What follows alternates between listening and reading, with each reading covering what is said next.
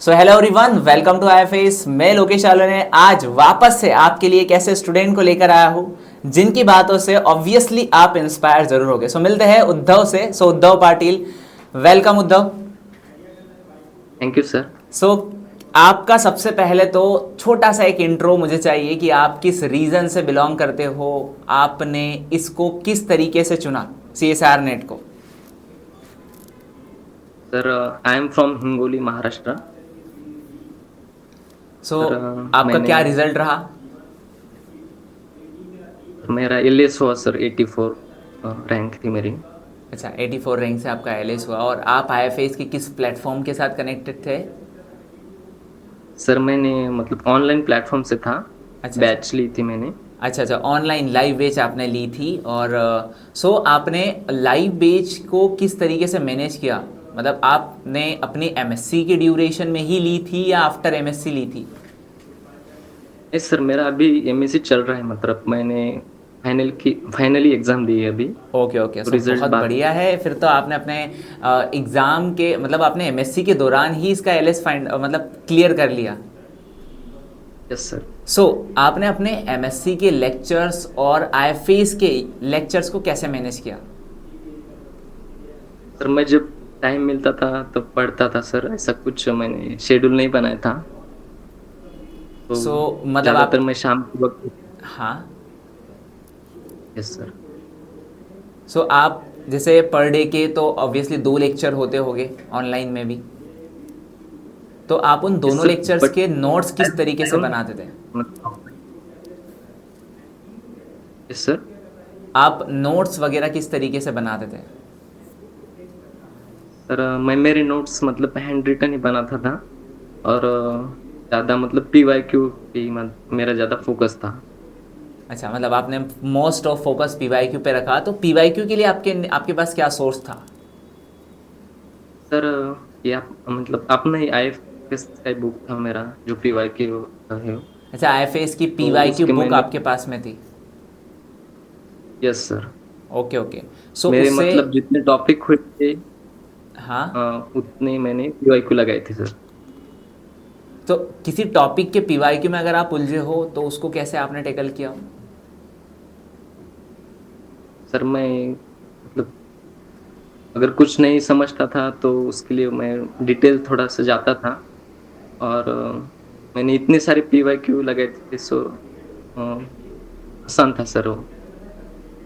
चलो बहुत बढ़िया। सो उन 13 यूनिट में से ऐसी कोई यूनिट जो कि आपको बहुत ज़्यादा हार्ड लगी हो और आपने डिसीजन बनाया कि नहीं, मुझे ये यूनिट नहीं करनी है या कम करनी है? वैसे तो नहीं था सर, मैंने सारे यूनिट थोड़े थोड़े करे थे मतलब। और जो मेरे 6-7 यूनिट थे तो मैंने वो अच्छे से किए थे। लेकिन हार्ड तो थोड़ा सा जेनेटिक था सर अच्छा, मेरे लिए।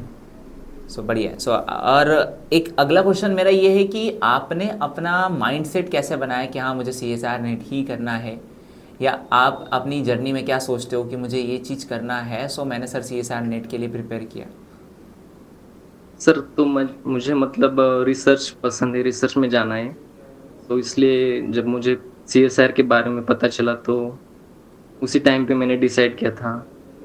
और फिर क्या, मतलब आईएफएस के बारे में पता चला यूट्यूब से।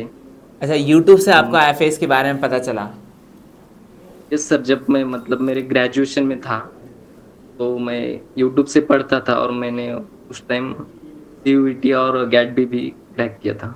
अच्छा ओके, टाइपिंग। बहुत बढ़िया। सो कॉन्ग्रेचुलेशन उद्धव कि आपने सीटी पीजी और गेट बी को भी क्वालिफाई करा है। सो मतलब आपने अचीवमेंट तो हाथ में रखी है। Yes sir. सो आफ्टर आप जो एमएससी कर रहे हो, आपका एमएससी का कॉलेज या यूनिवर्सिटीज़ फिर सीटी या गेट बी के बेसिस पर है या फिर? नहीं नहीं सर, मतलब मेरा हुआ था, लेकिन कुछ फैमिली की इश्यूज के वजह से मुझे यहाँ पर ही रुकना पड़ा, मतलब महाराष्ट्र में। ओके ओके, चलो। सो कोई नहीं, अब आपको सीएसआर ऑब्वियसली वो आपके एम पर ज़रूर लेके जाएगा। सो आपका यस ये सर। जो पीवाईक्यू की जर्नी थी, आपने मोस्ट ऑफ पीवाईक्यू को सॉल्व किया और आपके लेक्चर सीरीज़ को आपने देखा। सो आपको अगर कभी कोई डाउट्स आते होंगे लेक्चर्स के अंदर, क्योंकि आपने तो कहा कि मैं रिटर्न नोट्स बनाता हूँ, तो फिर उन डाउट्स को कैसे, बिकॉज क्योंकि आपका टाइम और लेक्चर का टाइम तो मुझे नहीं लगता कि शायद इक्वल होता होगा। सर तो उसके लिए मैं मतलब मेरा ज़्यादातर वो डिस्कशन से हुआ। मतलब मेरे फ्रेंड थे कुछ, वो भी सीएसआर का ही प्रिपरेशन करते थे आईएफएस से ही। तो हम लोग डिस्कशन करते थे सर कुछ क्वेश्चन के लिए।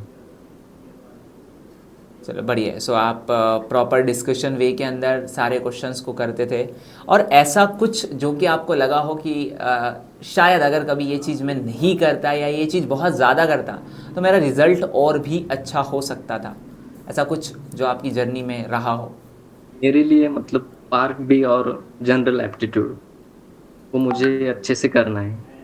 अच्छा, सो बढ़िया है। मतलब आपने जनरल एप्टीट्यूड के ऊपर सबसे ज़्यादा फोकस नहीं किया, वैसे कोई नहीं, वैसे पार्ट सी और पार्ट बी से भी एग्ज़ाम को बहुत अच्छी रैंक से क्वालिफाई किया जा सकता है, और एंड देन कि आपने आपने अचीवमेंट पहले से ही हासिल की हुई है। सो एक लास्ट सवाल आपसे कि जब भी आप अपनी एग्ज़ाम की तैयारी करते हो उसके पहले आपकी स्ट्रैटेजी क्या होती है, कि मुझे ऐसी स्ट्रैटेजी से या सिलेबस वाइज आपका क्या स्ट्रैटेजिकल पर्पस होता है? पहले तो मैंने मतलब मेरे कुछ यूनिट जो मेरे पसंद थे वो चूज़ किए थे और उस उन पर ही मैंने ज़्यादा फोकस किया था। जैसे कि सेल, मोल, डेवलपमेंट और इकोलॉजी, इवोल्यूशन तो आपसे ही पढ़ा था सर। और अच्छा। और कुछ थे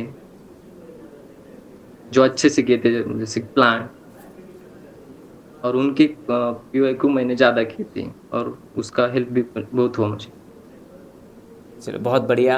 सो आपने बहुत ऑफ एग्ज़ाम्स को भी क्वालिफाई किया है, एंड देन आपने बहुत सारी बातें ऐसी बताई जो कि बहुत ज़्यादा इम्प्रूव्ड वाली है। सो थैंक यू द कि आपने हमारे जितने व्यूवर्स हैं उनको वो सारी इन्फॉर्मेशंस जो कि आपने अपनी जर्नी में फेस की है वो आपने बताई।